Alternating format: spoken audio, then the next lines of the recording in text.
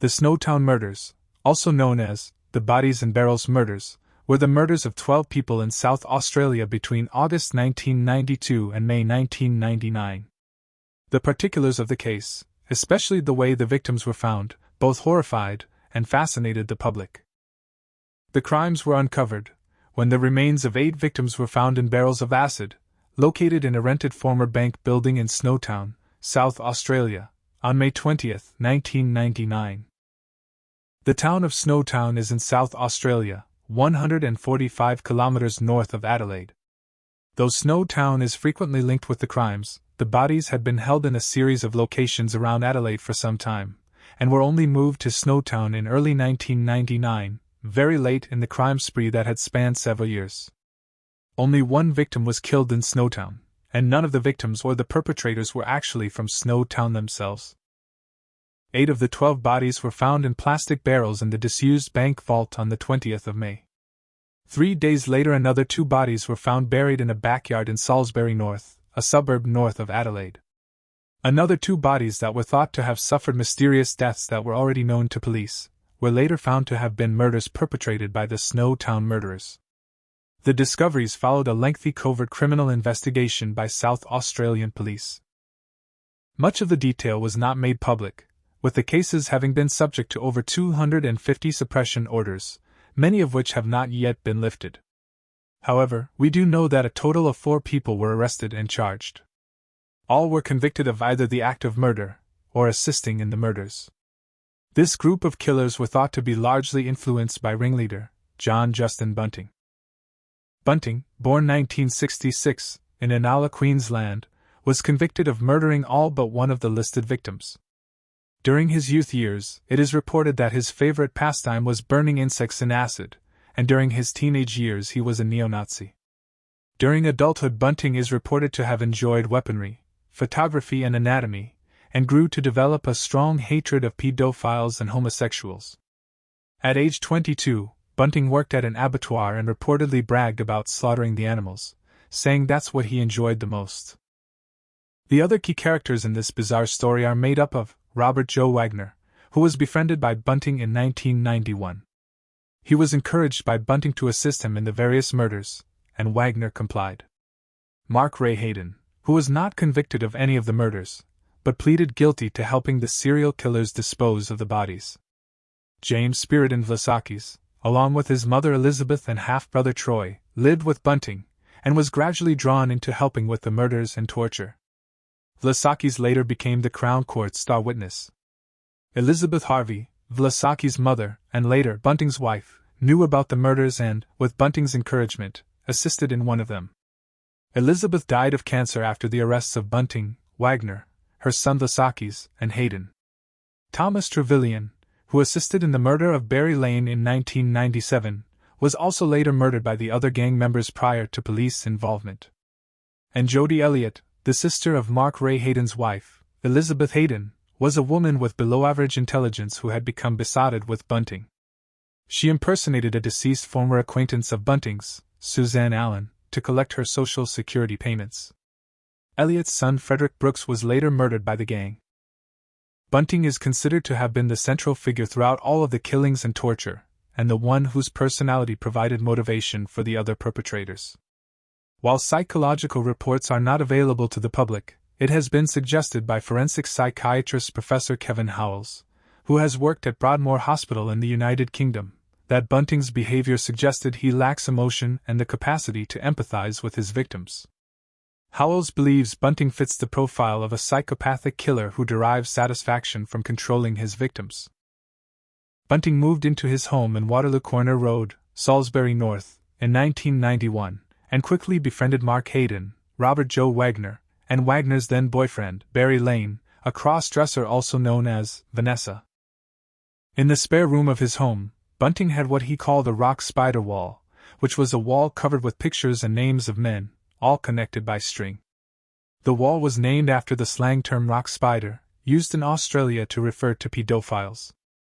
In most cases, there was no evidence that any of these men had committed any crimes against children, and Bunting's assumptions were largely based off rumors. At times, Bunting would randomly select a name from the wall and call them on the phone, insinuating that they were pedophiles and would get what's coming to them. The various victims were mainly chosen on a whim by Bunting for imagined infractions. He especially hated pedophiles, and some victims were murdered as Bunting suspected them of being a pedophile, usually based on flimsy evidence or rumor. It is understood that when Bunting was 8 years old, he was beaten and sexually assaulted by a friend's older brother, a likely factor in Bunting's active obsession. However, other victims were killed due to Bunting's dislike of obese people, or because they were drug users or because they were gay men. Most of the victims were friends or acquaintances of at least one of the group. Others were relatives, sometimes living in the same house as one of the killers. Others were briefly befriended and drawn into the group as they were picked as easy targets to satisfy Bunting's desire to commit murder.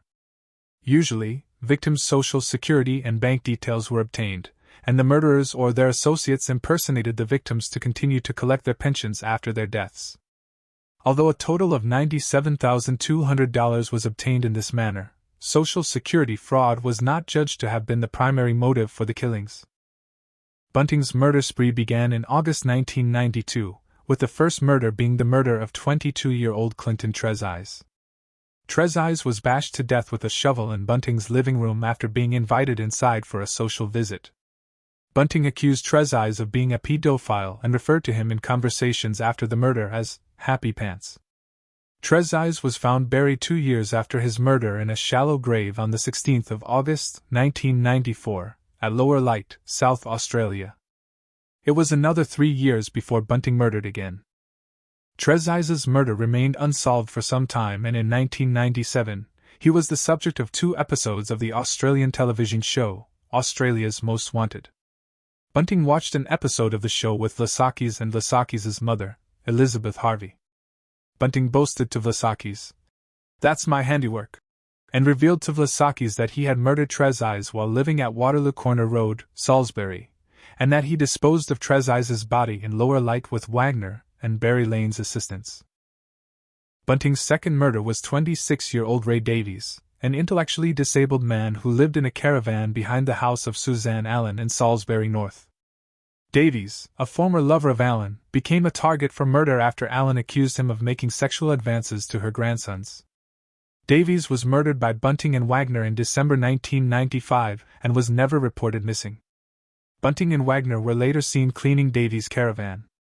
They moved it to a house in nearby Elizabeth, where it was painted and sold 2 months after Davies' murder. Bunting continued to claim Davies' welfare payments. Davies' body was later recovered by police buried in the backyard at the former home of Bunting in Waterloo Corner Road, Salisbury North.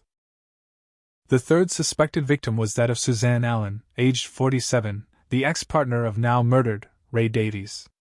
Allen was the friend of Bunting's that had earlier accused Davies of making inappropriate advances to her grandsons. She died sometime after Davies, and her remains were found buried above his, in the garden of the house at Salisbury North. Her remains were wrapped in 11 different plastic bags. Her death was concealed by the accused, and they continued to collect her pension, but they later claimed she had died of a heart attack. Based on the evidence presented at trial, the jury was unable to decide without doubt that she had been murdered. The fourth victim was Michael Gardiner, a 19-year-old openly gay man, murdered by Bunting and Wagner in August 1997. Gardiner shared a house with friends nearby. Robert Wagner did not like Gardiner due to his open homosexuality, and Bunting suspected that Gardiner was a pedophile. After Gardiner's murder, Bunting had Frederick Brooks, the son of Jody Elliott, call up friends of Gardiner and impersonate him. Brooks demanded from them belongings, such as Gardiner's wallet, saying Gardiner required it for identification purposes. Bunting wanted it to gain access to Gardiner's personal funds. His body was later found by police, stored in one of the 6 drums in the bank vault in Snowtown. One of Gardiner's feet had been removed so the lid of the drum could be fully closed. The next victim was that of 42-year-old Barry Lane, a.k.a. Vanessa, the open homosexual and cross-dresser that had previously been in a relationship with Robert Wagner from 1985 until 1996. The pair shared a house in Bingham Road, Salisbury North, near the home of Bunting. Lane's relationship with Wagner began when Wagner was only 13. Lane was last seen alive in October 1997. Bunting often referred to Lane as being dirty and as a pedophile. Bunting had also learned of Lane telling others about the earlier murder of Clinton Trezise. Lane had assisted Bunting in concealing Trezise's body. On the day of Lane's murder, he was forced by Bunting to call his mother. He told her he would be moving to Queensland, and that he wanted nothing further to do with her. After Lane's murder, Bunting assumed control of his vehicle and claimed his welfare payments. Thomas Trevelyan was also involved in the murder of Lane. It was alleged Bunting only associated with Lane to gain further information about pedophiles in the area. Lane's dismembered body was later found by police, in a drum in the bank vault in Snowtown, along with the body of Michael Gardiner. Lane had been tortured by having his toes crushed with pliers. The sixth murder was 18-year-old Thomas Trevelyan. Trevelyan was described as having psychiatric problems, and wore only army-style clothing. He would at times run outside his house with a knife if he heard unfamiliar noises, and was known to regularly travel long distances on foot. He shared a house with Barry Lane for a period of 5 months from April to October in 1997. Trevelyan had assisted Bunting and Wagner in the earlier murder of Barry Lane. Bunting murdered Trevelyan after finding out that he had told others of his involvement in Lane's murder. Bunting told others that Trevelyan had started to fuck up and go mental, and that he would be a risk. Trevelyan was driven to Kersbrook in the Adelaide Hills by Bunting and Wagner. He was forced to stand on a box, while a noose was fastened around his neck, and the box kicked from under him. Trevelyan's body was found hanging from a tree on the 5th of November 1997. Police initially treated Trevelyan's death as a suicide. He was known to his family to have suffered from paranoid schizophrenia and was easily persuaded. The seventh victim was Gavin Porter, 31, and a friend of Lasaki's, and a heroin addict. After Bunting and his now wife, Elizabeth Harvey, moved to Murray Bridge, South Australia, with Lasaki's and his half-brother Troy Yud. Porter moved in with them sometime in 1998. Bunting referred to Porter as a waste, who no longer deserved to live. Bunting was angered after being pricked by a used syringe, discarded by Porter on the sofa.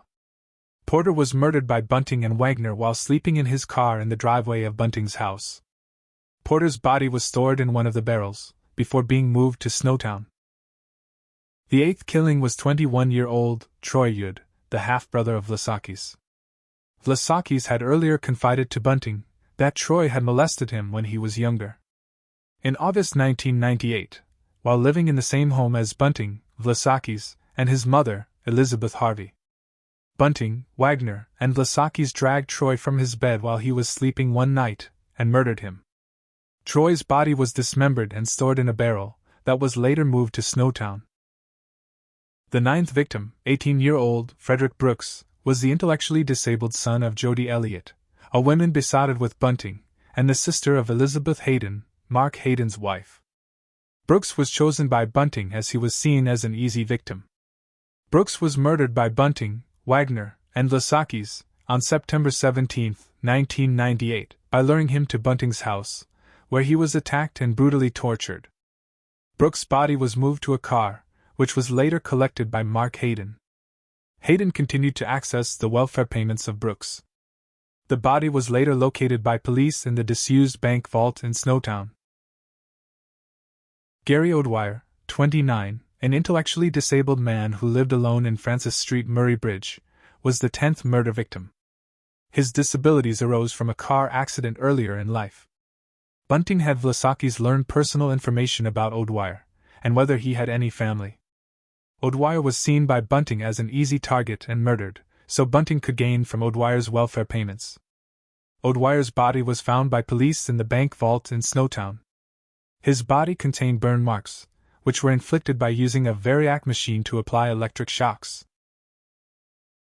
Elizabeth Hayden, aged 37, was the wife of Mark Hayden, and shared a house with him at Blackham Crescent, a northern suburb of Adelaide. Elizabeth's sister, Jody Elliott, who had a brief relationship with Bunting in 1998, and was also the mother of the now deceased Frederick Brooks, lived at the rear of the Hayden's house. Elizabeth was Bunting and Wagner's second-to-last murder victim. Elizabeth was murdered on the 20th of November 1998, while Hayden and Elliott were away from the house. Elizabeth was reported missing to the police at 3 p.m. the following day, by her brother Guyon Sinclair. Hayden would later assist in concealing his wife's murder. Police inquiries into Elizabeth Hayden's disappearance ultimately led them to the disused bank in Snowtown, which led to the discovery of 8 bodies stored in the vault, including that of Elizabeth Hayden. Police later arrested Bunting, Wagner, Vlasakis, and Elizabeth's husband, Mark Hayden, for the murders. But before that, Bunting's final victim was 24-year-old David Johnson. Johnson was lured to the disused bank in Snowtown by his stepbrother, James Vlasakis, on the 9th of May 1999. Johnson was not homosexual, but Bunting would often refer to him as a fag and say he needed to die. Vlasakis had earlier told Johnson about a computer for sale near Clare, South Australia. Vlasakis drove him to Snowtown to look at this computer. Shortly after Johnson entered the bank building, he was grabbed by Wagner around the throat. Wagner then applied handcuffs to Johnson, and he was forced by Bunting to read a script that he had earlier prepared, as well as provide his bank account PIN. Johnson's voice was recorded on a computer equipped with a microphone. Wagner and Vlasakis drove to Port Wakefield and attempted to access Johnson's bank account, leaving Bunting and Hayden with Johnson in the disused bank. Wagner and Vlasakis were unsuccessful in withdrawing funds from Johnson's account. When they returned to Snowtown, Johnson was dead. David Johnson was the only victim to have died in Snowtown. Of the scene encountered in this building, one Snowtown officer said, "It was a scene from the worst nightmare you've ever had. I don't think any of us were prepared for what we saw." The building was littered with tools used by the killers to torture and murder their victims, including knives, a blood-stained saw, a double-barrel shotgun, coils of rope, rolls of tape, rubber gloves, cloths, and a variac metallurgy tool that the killers used to administer electric shocks to the genitals and other sensitive parts of the victim's body. The pathologist's report later revealed that prolonged torture had taken place using everyday tools, such as pincers, pliers, and clamps. Examples of all of these tools were also found in the vault.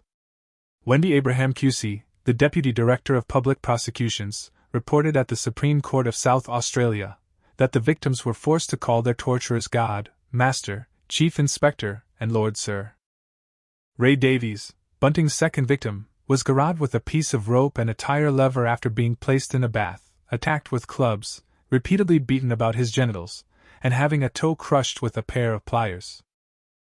Bunting's ninth victim, Frederick Brooks, received electric shocks to his penis and testicles, and had a burning sparkler pushed down into his penis. After his toes were crushed and his nose and ears burned with cigarettes, he was allowed to choke to death on his gag. The 12th and final victim, David Johnson, was dismembered by Bunting and Wagner, before the pair fried and ate parts of his flesh. When Elizabeth Hayden's brother reported her missing within days of her disappearance, the investigation began to take shape.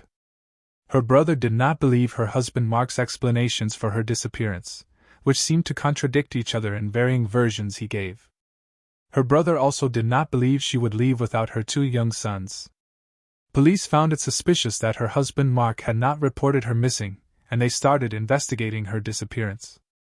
Elizabeth Hayden was closely affiliated with all of the murderers, so they all fell under scrutiny once police started their investigations. The discovery that Clinton Trezise and Barry Lane had known each other was one of the first clues in the police discovering that it was more than a routine missing person investigation. The discovery of the barrels, in May 1999 in Snowtown, was the culmination of 5 years of criminal investigation. Police involvement with the then unlinked crimes had begun with the discovery of human remains at Lower Light. After Elizabeth Hayden's disappearance, the police installed a listening device in Mark Hayden's house in Smithfield Plains, recordings from which were later used as court evidence. The remains found at Lower Light were later determined to have been those of Clinton Trezise, who had been murdered in Bunting's living room at Salisbury North. Ray Davies and Suzanne Allen were also found buried in the backyard of that house. The bodies and barrels were stored in several places before finally being moved to the bank vault in Snowtown. These included a shed behind Bunting's house at Murray Bridge in April 1998. The 3 barrels were then moved to Hayden's property at Smithfield Plains later, in 1998. Then 5 barrels were stored in a Toyota Land Cruiser at Holton, a locality on the Adelaide Plains near the Clare Valley, with a 6th barrel and a Mitsubishi Sigma, back at Murray Bridge. Both vehicles were later moved to Snowtown. Afterwards, the barrels were moved into the bank vault, which had been rented by Hayden, using the name Mark Lawrence, a name he had used before he married. The movement of unfamiliar vehicles to Snowtown, a small town where strangers stand out, and loading activity at the old bank, led to the bank building being searched. Of the Snowtown location, one local police source said, "From what I understand, there was no person involved in those murders from within Snowtown, or the surrounding district. They were murdered elsewhere, and the drums were brought to Snowtown because it was a quiet little town, and there was a premises ideal for the persons involved." Examiners attempting to identify the remains found them mummified, rather than dissolved, the latter being the apparent intention of storing the bodies in barrels of acid. The killers had chosen hydrochloric acid, which mummified the remains, not dissolve as they had hoped. After a series of pre-trial hearings, the first of the accused to be sentenced was Vlasakis. He was given 4 life sentences on the 21st of June, 2001, after pleading guilty to 4 murders. Later that summer, Bunting, Hayden, and Wagner each pleaded not guilty to 10 counts of murder. Many of the charges against Hayden were later dropped due to insufficient evidence. The Supreme Court trial for Wagner and Bunting began on the 14th of October, 2002, and within a short space of time the court experienced difficulties with the jury. At least one juror refused to continue due to the horror of the evidence, and some sources report that a total of 3 jurors withdrew from the panel for this reason. Both Bunting and Wagner were found guilty on the 8th of September, 2003. Bunting was convicted of 11 murders, and Wagner, who had pleaded guilty to 3 murders, was convicted of 7. Both appealed their convictions. They were each sentenced to imprisonment for life for each count, and for the sentences to be served cumulatively. The presiding judge, Justice Brian Martin, stated that the men were in the business of killing for pleasure, and were also incapable of true rehabilitation. The proceedings against Hayden continued into 2004, and on the 2nd of August, a trial opened in which he was charged with 2 counts of murder, and 6 counts of assisting offenders. Hayden testified that he was not party to the crimes. However, on the 19th of December, the jury returned from 4 days of deliberations, convicting Hayden of 5 counts of assisting in the crimes, and reaching no verdict on the 2 counts of murder and the remaining charge of assistance. Hayden was held in detention as of December 2004, awaiting a possible retrial. In May 2005, the Supreme Court dismissed an appeal by Bunting and Wagner, who have now exhausted their avenues of appeal in South Australia. In September 2005, the murder charges against Hayden were dropped in return for guilty pleas to 2 new charges of assisting in the killings of his wife, Elizabeth Hayden, and Troy Yud. Prosecutors also agreed to drop an additional charge of assisting offenders in relation to the murder of David Johnson. The final outstanding murder charges against John Bunting and Robert Wagner, concerning Suzanne Allen, were dropped on the 7th of May, 2007, when a jury was unable to reach a verdict. Bunting reportedly never once seemed remorseful for any of his actions. He even read a book during his sentencing. All in all, Bunting was sentenced to 11 consecutive life sentences without the possibility of parole. Vlasakis was sentenced to life with a 26-year minimum, Wagner got life without parole, and Hayden got 25 years in jail with an 18-year minimum. All 4 men remain in prison to this day. Robert Joe Wagner in 2019 lodged an application with the Supreme Court to have a non-parole period set, and penned a creepy letter as part of the request, stating, "I am a father of a 21-year-old son. I have been in custody since he was 18 months old, and would very much like the chance to spend some time with him in the community. I believe that having a non-parole period set, this would greatly assist my mental well-being. Even if the non-parole period was lengthy, just having a date would be beneficial for me. I pled guilty to 3 counts of murder, which I hope to also be taken into consideration with this request." Wagner's request was rejected. If you enjoyed this video, then don't forget to like and subscribe for more content just like this, and hit the bell icon, and we'll let you know every time we upload a new video. Thanks for watching.